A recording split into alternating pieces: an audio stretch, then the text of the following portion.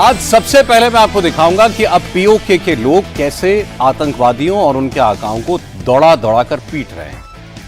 PoK में लश्कर और जैश के जो आतंकवादी जिहादी तकरीरें करते हैं, अब वो पीओके के आम लोगों के निशाने पर हैं। असल में मंगलवार को एनकाउंटर में मारे गए पहलगाम हमले के आतंकवादियों में से एक हमजा अफगानी उर्फ हबीब ताहिर, ये पीओके का रहने वाला था। और पीओके में जब यह खबर पहुंची तो हमजा अफगानी उर्फ हबीब ताहिर के लिए आखिरी नमाज अदा की गई। इसमें शामिल होने के लिए लश्कर के आतंकवादी भी आए और इन लोगों ने जैसे ही यहां जिहाद के नारे लगाए, लोग भड़क गए। आतंकवादियों से पूछा कि लश्कर के टॉप कमांडर्स के बच्चे तो दूसरे देशों में रहकर पढ़ाई कर रहे हैं और पीओके के नौजवानों को बंदूक थमाकर मरने के लिए भेजा जा रहा है, अब यह नहीं चलेगा। और इसके बाद लोगों ने लश्कर के आतंकवादियों को खूब दौड़ाया।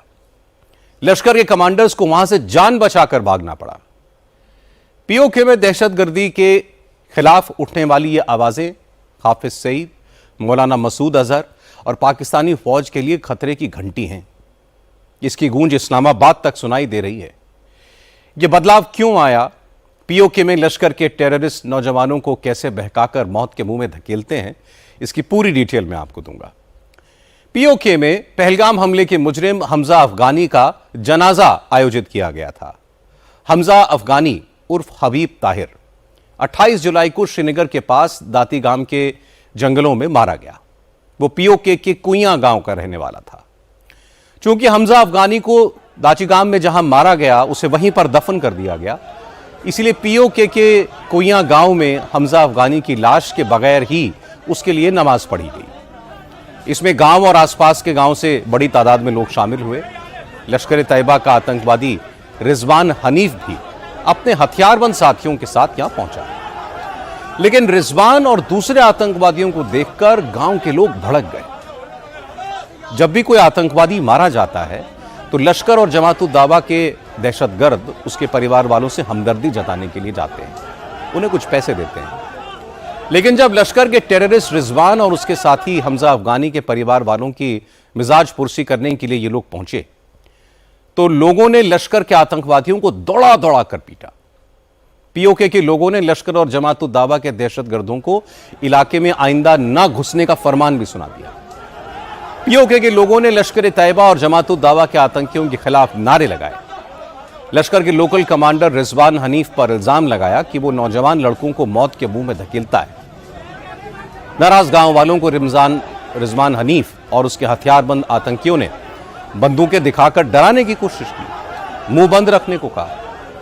इससे गांव वाले और भड़क गए और इसके बाद इन्होंने रिजवान और उसके साथियों की पिटाई कर दी। फिर रिजवान हनीफ और उसके साथियों ने वहां से भागने में ही अपनी भलाई समझी। आमतौर पर पाकिस्तान की फौज पीओके के इस किस्म की वीडियोस को दबा देती है, लेकिन पीओके के एक जर्नलिस्ट लियाकत अली उर्फ लियाकत इंकलाब ने सोशल मीडिया पर पूरा किस्सा बयां कर दिया, इसलिए यह मामला दुनिया के सामने आ पाया। कुइयां खाई गला के अंदर जो वाकया पेश आया है, जिसमें जमातुल दावा के कमांडर साहब की छित्रोल की गई, रिजवान हनीफ साहब और उनके साथियों की तारीखी छित्रोल वहां पे हुई और घर वालों ने और पड़ोसियों ने और गिरदोनवा के जो लोगों ने उनकी तारीखी छित्रोल की और उनको नान तान की लात और घुसे पड़े उनको, और वो वहां से भागे। और वहां से भागने के बाद उन छोटू के जो दोस्त थे, जो हमारा अजीज शहीद हुआ है वहां पे, हमें उसकी शहादत पे कोई किसी किस्म की शक व शुबात नहीं है, उसकी नीयत पे शक व शुबात नहीं है, लेकिन उन हाथों पर उन एक्सेस फ्राहम करने वाले चेहरों को हम बहुत बखूबी जानते हैं कि वो कौन लोग हैं, किस तरह से हमारे बच्चों को मतलब कि वो वर्गलाते हैं, ब्रेन वॉश करते हैं। और एक सुपर पावर के सामने, जिनके पास दुनिया की जदीद तरीन गनें मौजूद हैं, जिनके पास बहुत वफर मिकदार में असला मौजूद है, और उनको 2, 4 और 5 बुलेट देके, गन देके उनको मौत के मुंह में धकेला जाता है।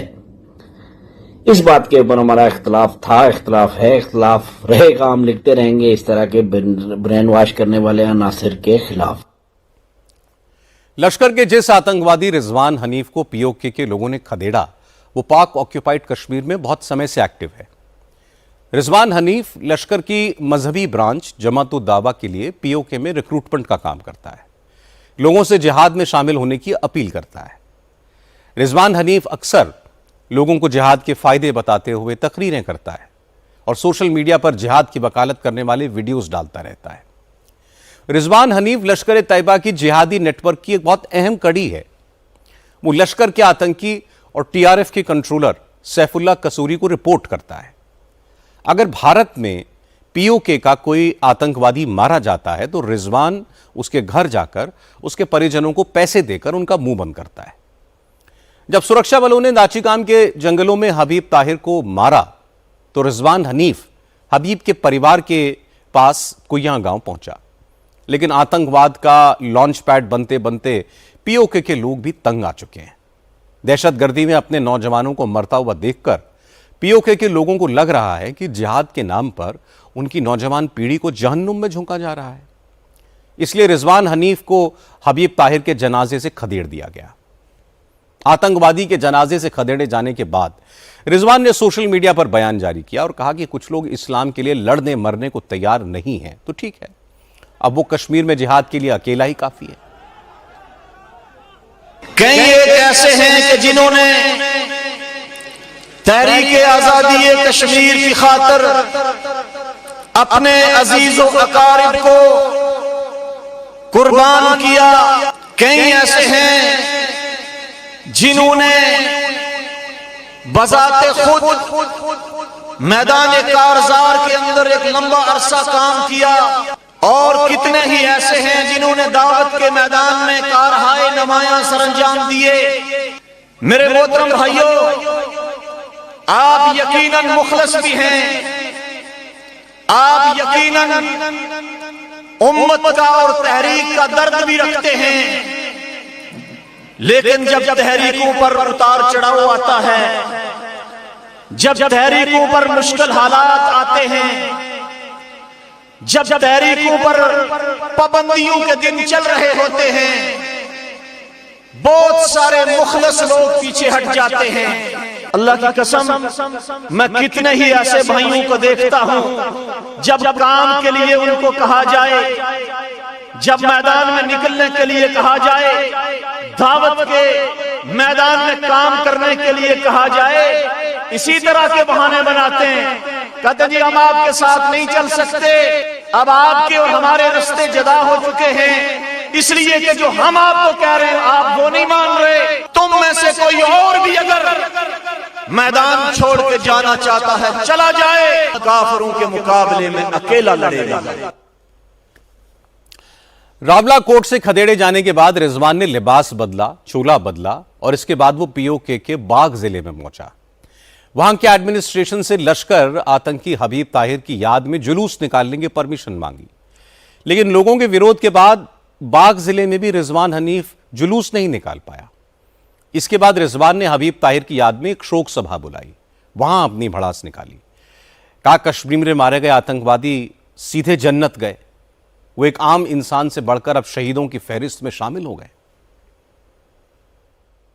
अल्लाह ताला ने उनको और उनके खानदान को एक अजीम मिशन के लिए और एक अजीम काज के लिए पसंद फरमाया।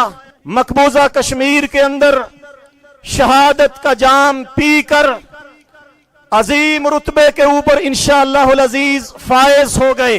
जिहाद कश्मीर के लिए कुछ छोटे छोटे बच्चों को वक्फ किया गया, पेश किया गया। जब हमारा मुजाहिद तैयार होता है, उसकी तैयारी में सबसे पहले उसको यही आयत पढ़ाई जाती है और उसको यह बात सिखाई जाती है कि तेरे हाथ में जो गन होगी, तेरी जो तरबियत होगी, वो तरबियत दुश्मन के खिलाफ इस्तेमाल होनी चाहिए, किसी मुसलमान के खिलाफ इस्तेमाल नहीं होनी चाहिए। तो काफिर के लिए फौलाद बनकर खड़ा होगा। हम कश्मीर के अंदर भी फतह से हम कनार हों, तो फिर हमें अपने असल की तरफ, जिहाद फी सबीलिल्लाह की तरफ आना होगा। हमें इसकी तैयारी करनी होगी, जज्बा जिहाद पैदा करना होगा, शौक शहादत पैदा करना होगा। लश्कर के रिजवान हनीफ जैसे दहशतगर्द अपने जिहादी प्रोपेगेंडा के लिए पीओके के लोगों को भड़काने के लिए बीजेपी और आरएसएस का नाम लेकर इन्हें डराते हैं।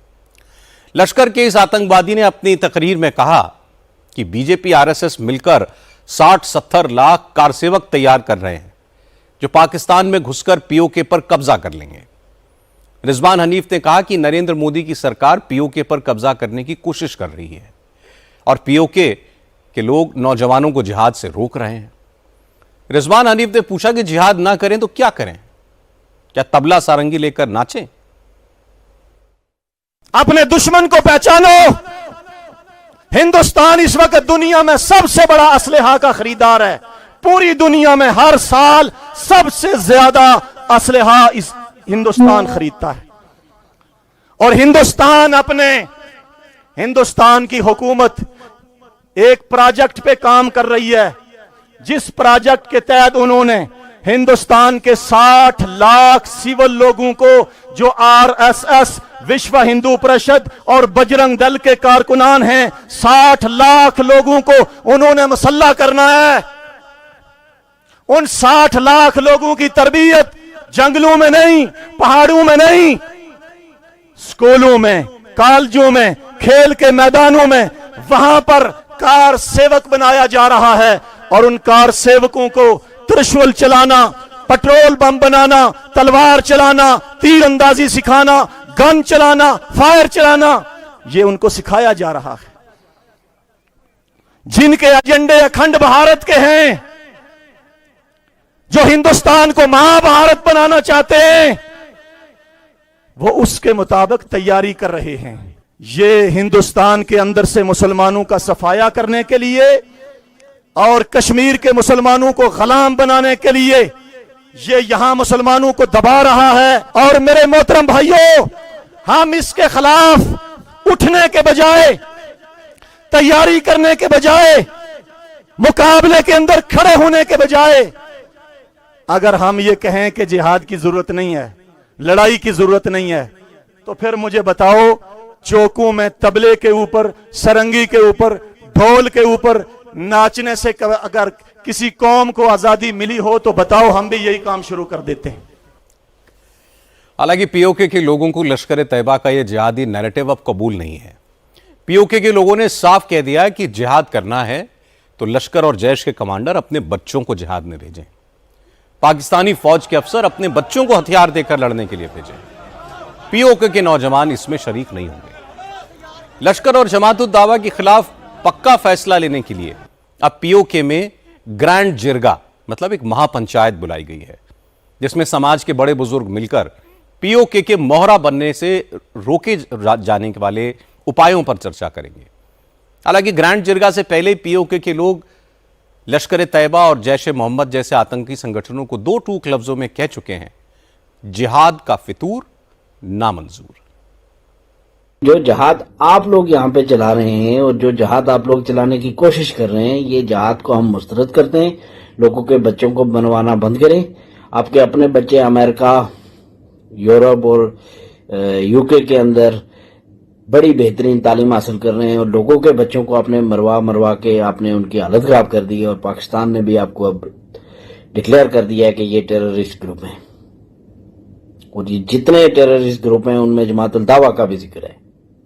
आप जमातुल दावा नहीं है, जमातुल फितना है और ये रियासत के अंदर फितना किसी सूरत हम इसको बर्दाश्त नहीं करेंगे। रियासती इदारों के साथ हम खड़े हैं और जो जो इदारे आपके खिलाफ कार्रवाई करेंगे इंशाल्लाह हम भरपूर उनका साथ देंगे। जो भी बंदा स्टेट को चैलेंज करेगा या रियासत के अंदर रियासत बनाने की कोशिश करेगा वो किसी सूरत हमें कबूल नहीं है। और दूसरा जो आप लोगों ने एक 2 नंबर और मुनाफिकाना बयानिया बनाया हुआ है कि जो भारत की गोली से मरे तो वो शहीद और जो पाकिस्तानी फोर्सेस के हाथों मारा जाए तो वो जो है हलाक, ये 2 नंबर बयानिया आप ना बनाएं। आर पार आप हमारे बच्चों को मरवा रहे हैं और बच्चों को मरवाने वाले लोग आप हैं। तो इसलिए आपसे हमारी मुतबना गुजारिश है कि इन जत्थों से, इन मुनाफिकों से अपने बच्चों को दूर रखने। यह हकीकत तो सब जानते हैं कि पाकिस्तान की फौज कैसे अपने लोगों पर जुल्म करती है। पाकिस्तानी आर्मी ने पीओके को आतंकवादियों का एक ट्रेनिंग सेंटर, ट्रेनिंग ग्राउंड बना दिया है। लश्कर तैयबा, जैश ए मोहम्मद, इनके सरगना पीओके के नौजवानों को बहकाकर इनके हाथों में बंदूक देते हैं और मरने के लिए कश्मीर भेजते हैं। जब ये आतंकवादी हमारी सिक्योरिटी फोर्सेस के हाथों मारे जाते हैं तो इनके परिवार वालों को थोड़ा बहुत पैसा देकर उनका मुंह बंद करने की कोशिश होती है। लेकिन अब पीओके के लोग इससे परेशान हो गए हैं, इसलिए आज पीओके में लश्कर के कमांडर रिजवान की पिटाई हुई। कुछ दिनों पहले रक्षा मंत्री राजनाथ सिंह ने कहा था कि एक दिन पीओके के लोग भी पाकिस्तान के जुल्मों से परेशान होकर दहशतगर्दी से निजात पाने के लिए खुद भारत में शामिल होने की मांग करेंगे। आज की तस्वीरें देखकर लगता है राजनाथ सिंह की बात बहुत जल्द सही साबित होगी।